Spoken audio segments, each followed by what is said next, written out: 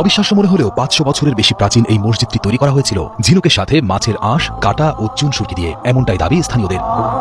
এমনকি মসজিদটির দেয়ালে হাতুড়ি দিয়ে আঘাত করলে আজও আগুনের ফুলকির মতো ঝিলিক দেখা যায় বলে দাবি করেন তারা।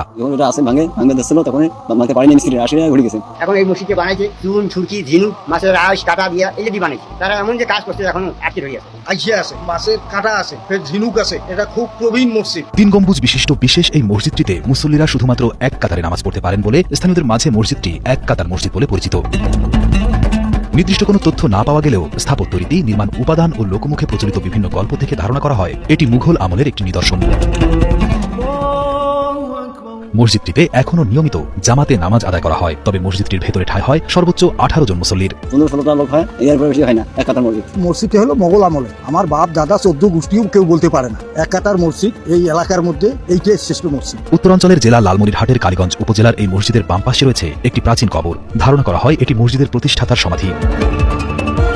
অপরদিকে ডান পাশে রয়েছে শিয়া সম্প্রদায়ের একটি দাহা বা মিনার, যার দেয়ালে সূক্ষ্ম ও দৃষ্টিনন্দন কারুকাজ এখনো টিকে আছে। তখন আমরা মিনার যখন কাটছি তখন ওই বেড়াইছে ঝিনুক, মাছের কাঁটা, মাছের আইখিয়া পাইছি। এখানে মসজিদের মধ্যে ডাহা আছে, বিবিধ দরগা আছে।